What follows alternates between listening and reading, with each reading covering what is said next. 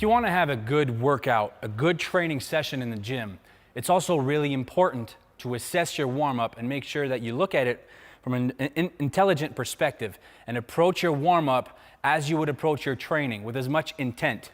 So here are the 4 steps that I use for warming up for the squat specifically. So the first step is to assess the muscles that are really tight. Wherever there's adhesions, scar tissue, or muscles that are really tight, preventing you from going in the full range of motion for that specific task you're trying to perform, such as a squat in this case.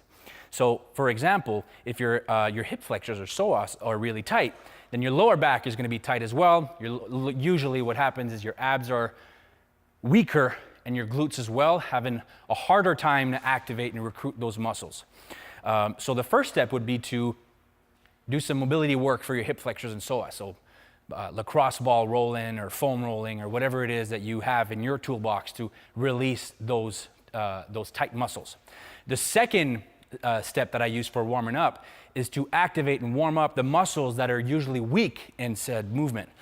So in this example, your abs and glutes are weaker. So I would use one of my favorite ab exercises is the weighted plank. And you hold that for about 20 to 30 seconds with a somewhat heavy load on your lower back.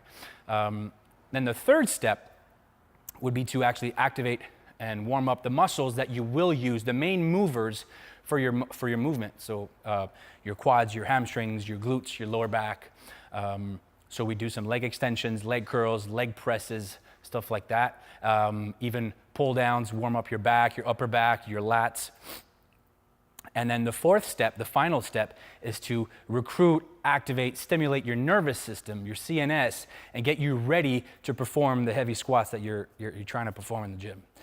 So I would use either whatever form of plyometrics that would engage those muscles, like box jumps, depth landing, depth jumps, fast and powerful speed kettlebell swings with a band around the waist, for example. So those are my 4 steps for warming up for the squat.